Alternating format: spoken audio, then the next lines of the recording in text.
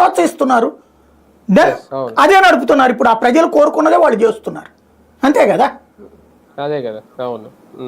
Right sir, ఇంకొక విషయం కూడా, జగన్మోహన్ రెడ్డి గారు బయటకు వచ్చేసిన తర్వాత మొత్తం క్యాడర్తో, అదే ఎమ్మెల్సీలు ఎమ్మెల్యేలతో మాట్లాడేసి ఆయన ఒక పులివెందులు వెళ్ళిపోయారు, అటు నుంచి అటు బెంగళూరు వెళ్ళిపోతారట.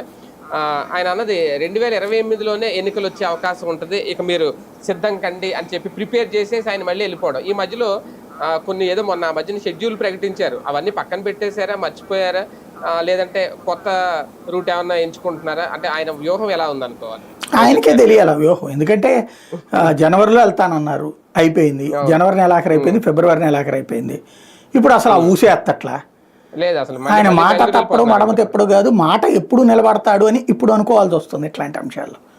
జనంలోకి వారంలో 2 రోజుల పాటు కార్యక్రమం అంటే, ఇప్పుడు వారంలో 3 రోజులు కార్యక్రమం, 3 రోజులు రాష్ట్రానికి ఇస్తున్నారు, 3 రోజులు 4 రోజులు రెస్ట్ తీసుకుంటున్నారు.